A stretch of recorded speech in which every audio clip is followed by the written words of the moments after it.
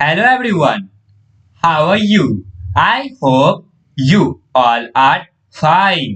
आज हम लोग national institute of open schooling का secondary course social science book 2 का module 4 contemporary India issues and goals lesson 27 peace and security जो कि इकोनॉमिक्स का चैप्टर है।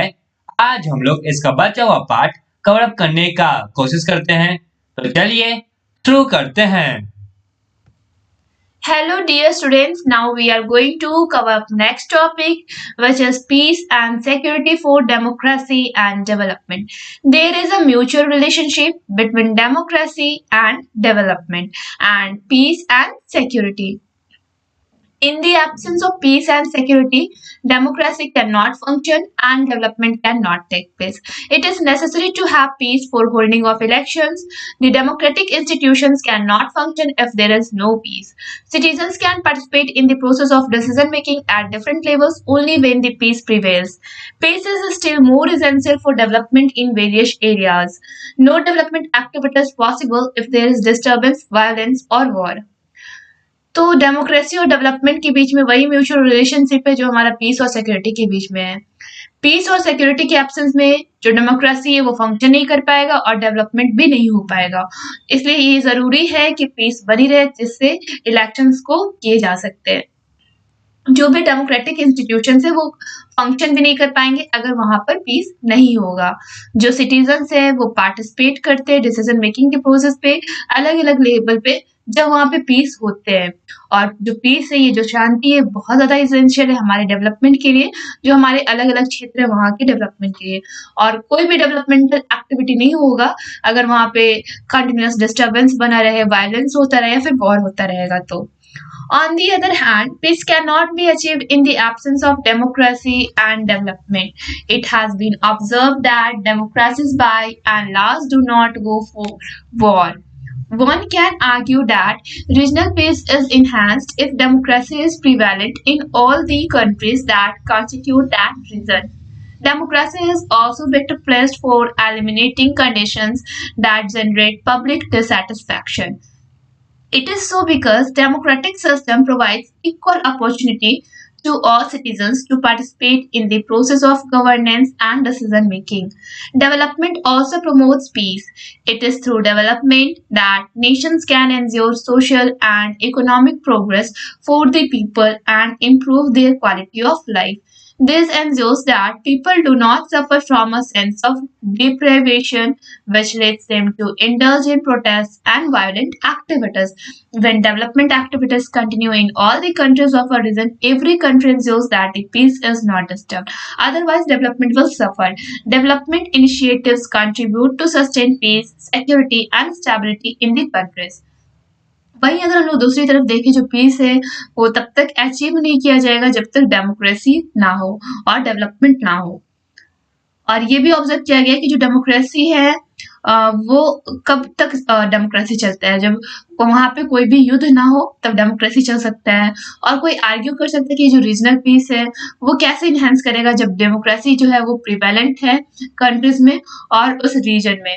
डेमोक्रेसी है वो बेटर बन सकता है जिसमें जो भी कंडीशंस है वो पब्लिक डिसैटिस्फैक्शन अगर जनरेट होगा तो डेमोक्रेसी वो इफेक्ट होगा।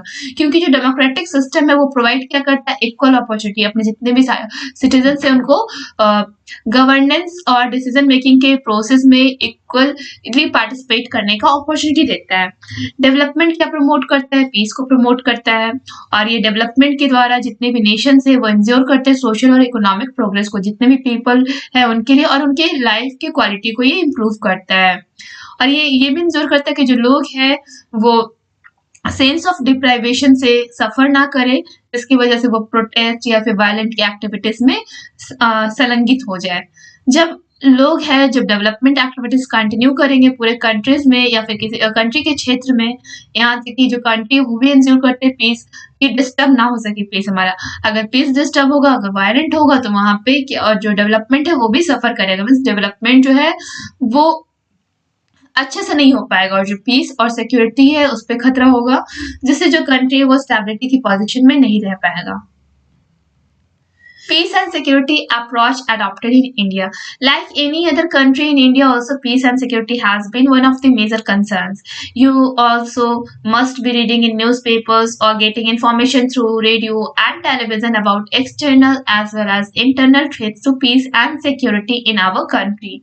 The geographical position of India and its emergence as a global power make it vulnerable to external threats. India has not only faced wars with neighboring countries like China and Pakistan, but has also been dealing with international terrorism.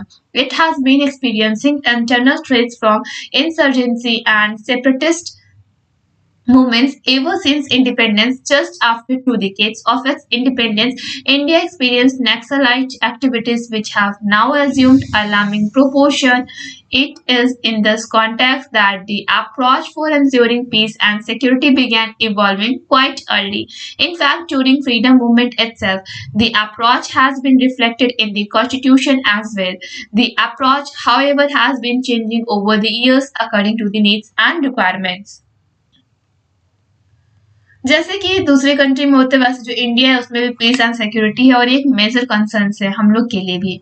आप लोगों ने newspaper read किए होंगे या फिर कहीं से information आपको मिला होगा रेडियो टेलीविजन या फिर कोई एक्सटर्नल मीडियम से या फिर इंटरनल से जो कि पीस एंड सिक्योरिटी हमारे कंट्री पे पीस और जो हमारे कंट्री का जो पीस और सिक्योरिटी उस पर कोई खतरा बना हुआ है। ये जो हमारा जोग्राफिकल पोजिशन है इंडिया का वो उसका जो एक इमरजेंस है वो ग्लोबल पावर में बहुत ज्यादा वल्नरेबल है इसके एक्सटर्नल थ्रेट से। मीन्स इंडिया को बाहर से बहुत ज्यादा खतरा है। इंडिया सिर्फ वॉर को फेस किया है नेबरिंग कंट्री से जैसे कि चाइना पाकिस्तान, बल्कि यहाँ पे बहुत सारे ऐसे इंटरनेशनल टेररिज्म भी डील किए जाते हैं और ये एक्सपीरियंस भी किया जाता है कि जो इंटरनल थ्रेट्स है जैसे कि इंसर्जेंसी हो गया, सेपरेटिस्ट हो मूवमेंट्स हो गए, ये इंडिपेंडेंस अभी तक चल रहा है। कई सारे स्टेट सेपरेट भी हो गए और आफ्टर 2 डिकेड्स जब इंडिपेंडेंस के 2 डिकेड्स बीत चुके थे, जो इंडिया है उसने नक्सलाइट एक्टिविटीज को एक्सपीरियंस किया और यहाँ पे बहुत ज्यादा जो लोग हैं वो अलार्मिंग प्रोपोर्शन पे आ गए। मीन्स लोगों को अब खतरा महसूस होने लगा। और इस कॉन्टेक्स्ट में देखिए कि जो हम लोग जो लोगों ने इंड्यूरिंग पीस किया है हमारी कॉन्स्टिट्यूशन या फिर जो सिक्योरिटी है वो किससे स्टार्ट होता है, तो हम लोग देखते हैं जब फ्रीडम मूवमेंट हुआ तभी से हम लोगों ने पीस एंड सिक्योरिटी की भी मांग रखनी स्टार्ट कर दी थी और यहाँ पे जो अप्रोच है वो रिफ्लेक्ट करता है हमारी कॉन्स्टिट्यूशन को भी साथ में। ये जो अप्रोच है वो क्या दिखा रहा है कि साल दर साल हमें बहुत सारे नीड्स है और रिक्वायरमेंट्स और उस चीज को फुलफिल करने के लिए हमारे पास पीस एंड सिक्योरिटी का होना बहुत ज्यादा जरूरी है। Evolution of approach to peace and security during freedom movement. The ideas and views about the approach to ensure peace and security began during freedom movement. The leadership clearly realized that the democratic system after independence can be functional only when a condition of peace and security is maintained. The development process cannot be accelerated unless the peace prevails, which is why the leadership of the freedom movement expressed that independent India would make all our efforts to maintain and promote international peace and security. They extended support to all the anti-colonial and anti-racist movements in the world and championed the cause of democracy. The consensus that emerged for adopting socialistic approach to socio-economic development, laying emphasis on social justice and secularism, was aimed at creating conditions that promote security against internal threats to peace. जो भी ideas या views है piece और security को लेके वो कब start हुआ था, फ्रीडम मूवमेंट से के दौरान स्टार्ट हुआ था। ये जो लीडरशिप था वो उन्होंने क्लियरली जो लीडर्स थे हमारे उन्होंने क्लियरली रियलाइज कर दिया कि अगर डेमोक्रेटिक सिस्टम हम लोग को चाहिए इंडिपेंडेंस के बाद तो हम लोग तभी फंक्शन कर पाएंगे जब वहाँ पे पीस और सिक्योरिटी का कंडीशन मेंटेन रहेगा। ये जो डेवलपमेंट प्रोसेस है वो एक्सेलरेट नहीं हो पाता जब तक पीस नहीं हो पाता। इसलिए जो लीडरशिप है फ्रीडम मूवमेंट की उन्होंने एक्सप्रेस किया है कि जो इंडिपेंडेंट इंडिया है वो अपने सारे एफर्ट्स लगा देंगे जिससे वो मेंटेन कर सके और प्रमोट कर सके इंटरनेशनल पीस और सिक्योरिटी को। उन्होंने एक्सटेंड किया सपोर्ट को एंटी कॉलोनियल और एंटी रेसिस्ट मूवमेंट्स के अगेंस्ट में और जो वर्ल्ड है वो चैंपियन हो गया। हमारा जो डेमोक्रेसी है वो अभी हम लोग यहाँ डेमोक्रेसी चल रही है तो सबको पता है। ये जो कॉन्सेंसस है वो इमर्ज हुआ जिसमें हम लोगों ने सोशलिस्टिक अप्रोच को इमर्ज किया, सोशियो इकोनॉमिक डेवलपमेंट करा हम लोगों ने, साथ में हम लोगों ने सोशल जस्टिस सेक्युलरिज्म को लक्ष्य बनाया जिससे हम लोग कई सारे कंडीशंस को क्रिएट करते हैं जो हमारे सिक्योरिटी को प्रमोट करते हैं, जो भी हम लोग का इंटरनल थ्रेट से पीस के ऊपर उसके अगेंस्ट में। Peace and security in the Constitution. The process of constitution framing was greatly influenced by the ideas that evolved during freedom movement. The Constitution therefore mentions peace and security in the chapter on directive principles of state policy. The federal system and the establishment of rural and urban local governments ensure that the power is not centralized because centralization generates regional and local dissatisfaction that may be a threat to internal security. In a federal system, the decisions in respect of socio-economic development are taken by the state governments that are best placed to respond to all the hopes and aspirations of the people of that state. The local governments also ensure that the mass participation of the decision making for development and take care of the needs and requirements for all. तो हमारा जो constitution framing का जो process था वो किससे ज्यादा प्रभावित था? तो जो भी हम लोग के फ्रीडम मूवमेंट में जो भी आइडियाज आए थे उससे प्रभावित था। ये जो कॉन्स्टिट्यूशन है इसलिए इसमें मेंशन किया गया है पीस एंड सिक्योरिटी को किस चैप्टर पे? कॉन्स्टिट्यूशन के directive principles of state policy के चैप्टर पे। हमारा जो फेडरल सिस्टम है उसने स्टैब्लिश किया rural and urban local governments को, जो कि एंश्योर करते हैं कि जो पावर है वो सेंट्रलाइज नहीं रहेगा, क्योंकि जो सेंट्रलाइजेशन है वो जनरेट क्या करता है रीजनल और लोकल डिसैटिस्फैक्शन को, जिससे खतरा हो सकता है इंटरनल सिक्योरिटी के ऊपर। फेडरल सिस्टम में जो डिसीजन है वो सोशियो इकोनॉमिक डेवलपमेंट से लिए जाते हैं, स्टेट गवर्नमेंट्स लेते हैं, और ये बेस्ट प्लेस है कि वो सब लोग रिस्पॉन्ड कर सके, उनका जो होप है और जो एस्पिरेशन है वो उस स्टेट के लोगों के साथ हो। ये हमारा जो लोकल गवर्नमेंट है वो इंश्योर करता है mass participation in the decision making for development and take care of the needs and requirements of all means. जितने भी लोकल गवर्नमेंट है वो क्या इंश्योर करते हैं कि जो लोग हैं वो भारी मात्रा में डिसीजन मेकिंग के प्रोसेस में पार्टिसिपेट करें, जिससे उनका डेवलपमेंट हो सके और उनके जितने भी नीड्स और रिक्वायरमेंट्स है उनका फुलफिलमेंट हो सके। India therefore adopted a multi-pronged approach and methods to ensure peace and security at the international level. It adopted a policy aimed at promotion of international peace and security. It extends support to all efforts being made at the global or regional level for peace, equitable economic development, promotion of human rights, and elimination of terrorism. At the national level, it is committed to ensure liberty, equality, and social justice, secularism, equitable economic development, and removal of social inequalities. It also provides equal opportunities to all its citizens to participate not only in elections but also in the decision making processes at various levels. All this is done to ensure that no section of the society feels that it is being discriminated or its interests are being ignored, because it is this feeling of discrimination that gives birth to discontent and leads to protests and political violence, which turn into major threats to peace and security. इसलिए जो India उसने multi pronged approach को adopt किया है, जिसमें method क्या है कि जो पीस और सिक्योरिटी है वो बना रहे हमारे इंडिया में। इंटरनेशनल लेवल पे उन्होंने एक अडॉप्ट किया पॉलिसी को, जिसका लक्ष्य क्या है कि ये इंटरनेशनल पीस और सिक्योरिटी को प्रमोट कर सके।